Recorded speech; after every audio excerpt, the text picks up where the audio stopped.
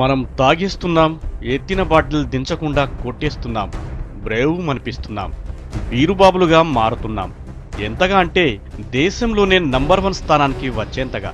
మందు బాబులం మేము, మందు బాబులం.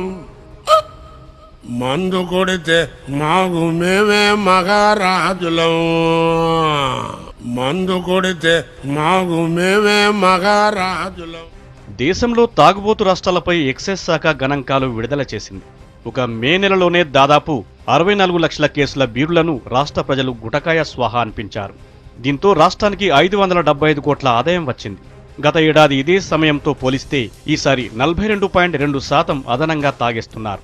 మే నెల, దీనికి తోడు వేసవి కావడంతో నీళ్లు, కూల్ డ్రింక్స్ తర్వాత జనం బీర్లే ఎక్కువ స్వాహా చేస్తున్నారు.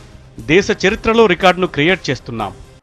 మందు బాబులం మేము, మందు బాబులం. మందు కొడితే మాకు మేమే మహారాజులం. అరే కళ్ళు దాగి గంతేస్తాం, సరా దాగి చిందేస్తాం, మందంతా దిగేదాకా లోకాలే పాలిస్తాం. తాగుబోతంటే ఎందుకంత చులకన, తాగి వాగేది పచ్చిని గనకనా. ఇక మందు ముందు ఎనగలేదన్నా, ఈ మందు లేని సర్కారే బందన్నా. 5 ఏళ్లుగా బీరు వినియోగంలో ఆంధ్రప్రదేశ్, మహారాష్ట్ర పోటీ పడుతున్నాయి.